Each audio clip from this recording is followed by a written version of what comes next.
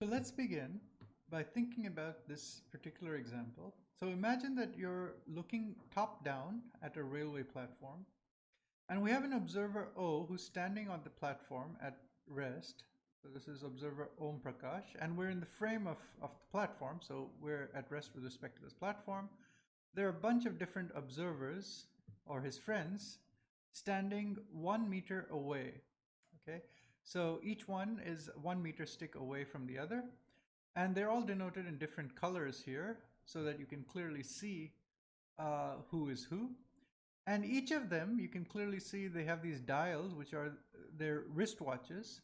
So you can see the time on their clocks, and you can see that all their wristwatches are synchronized. So they can all tell the time, and the time is shown here in red as -8 seconds.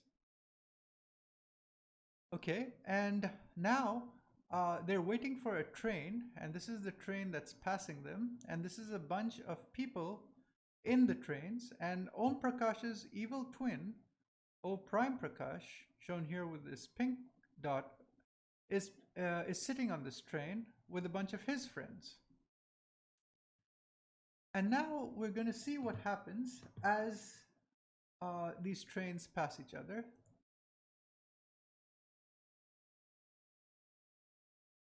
So it's going to take a while. These trains are moving slowly, but you can see that it's in a state of uniform motion. And now let's look at this instant of time where Om Prakash and O Prime Prakash just pass each other. So O Prime Prakash is just passing Om Prakash. So if Om Prakash looks into the train, he comes face to face with his evil twin. Now let's assume that at time t is equal to 0, when O Prakash and O Prime Prakash pass each other, there is a lightning strike that occurs simultaneously at two different points, A and B.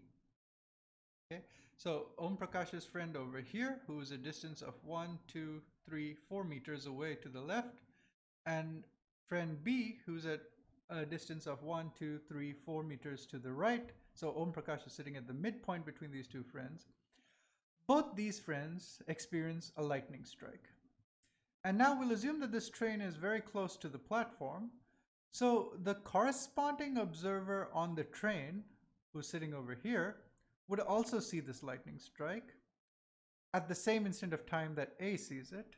And the corresponding observer over here would also see the same lightning strike that observer B sees. Okay, and now both of them want to let Om Prakash and O Prime Prakash respectively know that a lightning strike has occurred. And so what they do is they send a signal to their friend. Okay, so A will shoot a light beam towards Om Prakash. B will shoot a light beam towards Om Prakash. At this instant, at the instant that the lightning strikes them, they will shine a light towards Om Prakash to let him know. And similarly on the train, A prime and B prime will shine a light towards O Prime Prakash to let him know that a lightning strike has occurred. Now here I'm going to assume that light travels at a speed of 1 meter per second for simplicity. So the light beam that is shot from A will cover a distance of 1 meter in 1 second. And similarly, the light beam from B will also cover a distance of 1 meter per second. This would be as seen in the frame of Om Prakash. Now, if Galilean relativity were right, then A prime would shoot a light beam, which according to observers on the train would be traveling at 1 meter per second. But according to observers on the ground, would have a higher speed because A prime is already moving to the right. So if Galilean relativity were correct, the light beam that is shot from A prime would appear to be traveling faster to the right because it also has the additional speed of the train. Similarly, the light beam that is shot by observer B prime to the left would have a speed which is slower than 1 meter per second, or the speed of light, relative to an observer on the ground because it would be traveling against the velocity of the train with which B prime is moving. Okay, so let's see what would happen if Galilean relativity were correct.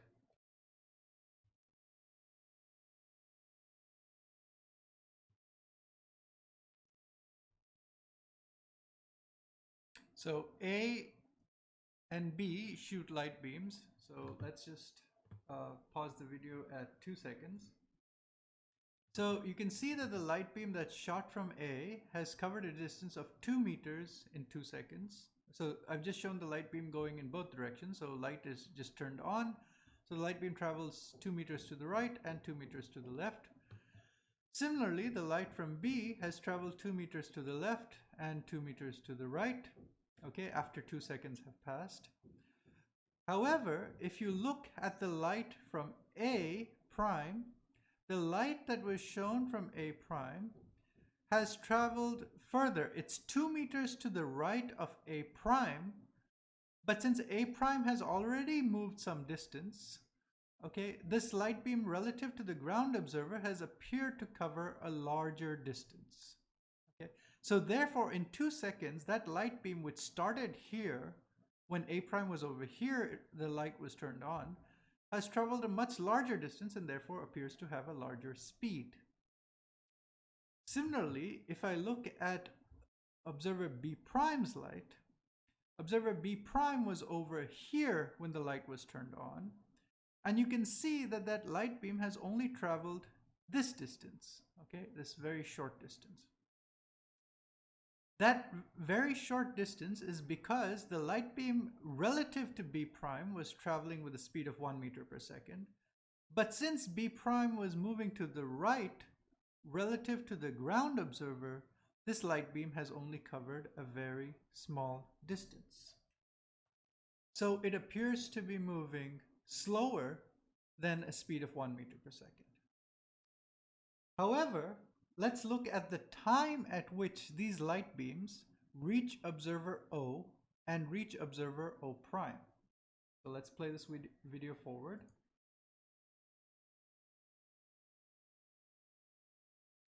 Okay, so at about 4 seconds,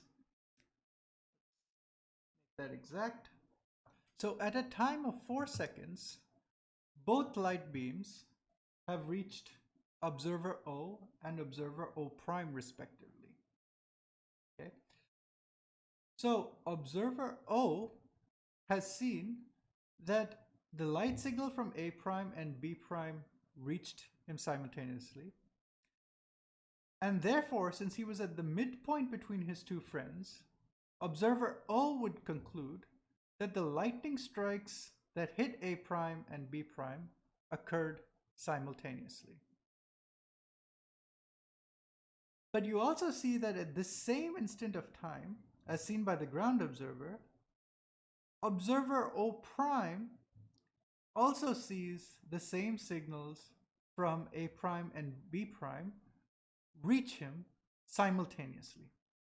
So how do you know this is true if you're standing on the ground? Well, the person over here could just peek inside the train and see that O prime Prakash has recorded both signals as reaching him at this time. So according to both Om Prakash and O prime Prakash, the signals from A and B and the signals from A prime and B prime appear to be simultaneous. That is, both observers O Prakash and O prime Prakash see that the signals that they have received are received at the same time, and therefore they conclude that the lightning strikes were coincident or occurred simultaneously. We shall see that this is not true if you assume that the speed of light is constant for all inertial frames of reference. So now let's see what would happen if we adopt the principles of special relativity as postulated by Einstein. So now let's start again at -5 seconds before O Prakash and O prime Prakash meet and the lightning strikes occur. So let's wait and watch. At t is equal to 0, they will pass each other again. And at this instant of time, t is equal to 0, again we will assume that A and B and A prime and B prime experience lightning strikes. So A and A prime see the same lightning strike, B and B prime see the same lightning strike, and they want to inform Om Prakash and O prime Prakash that a lightning strike has occurred. All right? And now they try to signal to Om Prakash and O prime Prakash by sending light beams again. But this time, we will assume a simple principle of special relativity, which is that the speed of light as seen by any inertial observer, in this case, Om Prakash, appears to be a constant.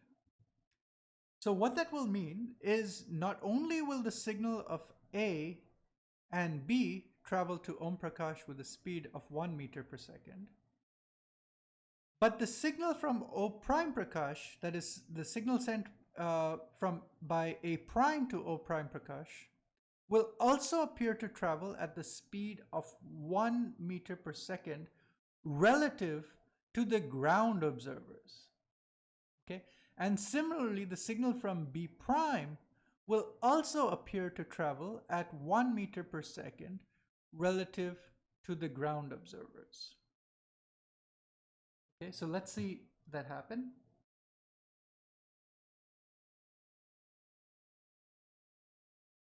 So now let's forward to 2 seconds.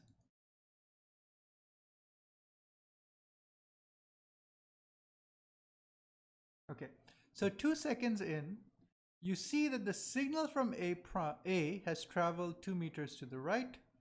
The signal from A prime has also traveled 2 meters to the right as seen by the ground observer.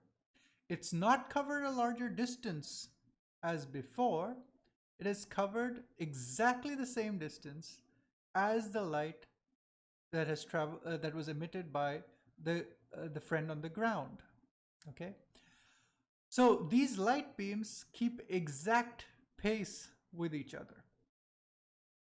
All right, and similarly, the light beam from B has traveled a distance of 2 meters to the left, and the light beam from B prime, compared to the position where B prime had sent the light beam, has also traveled 2 meters to the left. So you see that even though A prime and B prime shined light, which relative to them in their frame of reference must also be moving at 1 meter per second, since they are also inertial observers. However, the speed as measured with respect to the ground observer does not change. That is the only principle that Einstein adopted by assuming that the speed of light is the same for all inertial observers. Okay? So A prime and B prime have not done anything differently than what they did in the case of Galilean relativity. However, A and B would perceive a very different effect of the light beam shined by A prime and B prime. Okay, they would see, according to them, these light beams would also be traveling at 2 meters per second. They have to be traveling at exactly the same speed, no matter which direction you're going, no matter who shined the light. Okay, whether they were a moving observer relative to you or not, the light beam should still be traveling at the same speed. This is the only way to reconcile the null result of the Michelson-Morley experiment. But now you see something else surprising. The light beam from B prime is going to reach O prime Prakash first, because O prime Prakash is moving to the right, and this light beam from B prime is traveling to the left at 1 meter per second as seen by the ground observer. And the light beam from A prime is also going to travel to O prime Prakash at a speed of 1 meter per second. But since A prime emitted the light beam here and Om prime Prakash has moved to the right, this light beam is going to reach them later as seen by the ground observer. So let's see how that works. Let's start the video again. You see that at about 2.2 seconds as seen by the ground observer peeking into the train, O prime Prakash has received the signal from B prime. Okay. However, he has not yet received the signal from A prime. Okay. In fact, O prime Prakash has found out about the lightning strike before Om Prakash, right? Because this signal has not yet, none of these signals have reached him yet.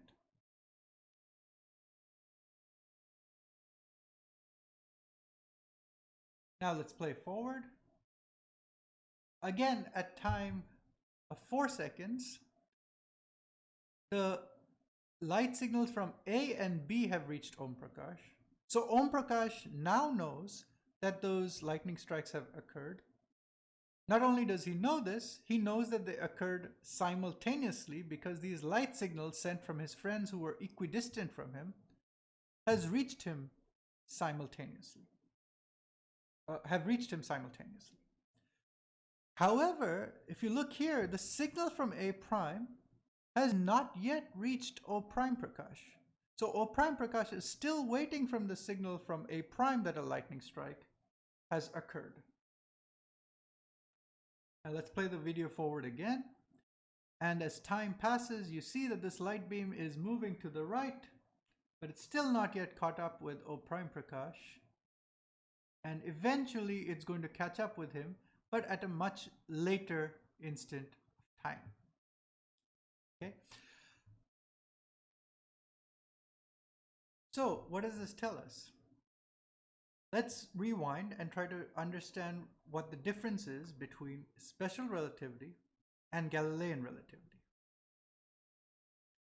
In special relativity, when these two friends send a signal to their Om Prakash or O prime Prakash, what we see is the light signals from A and B reach Om Prakash at the same time over here.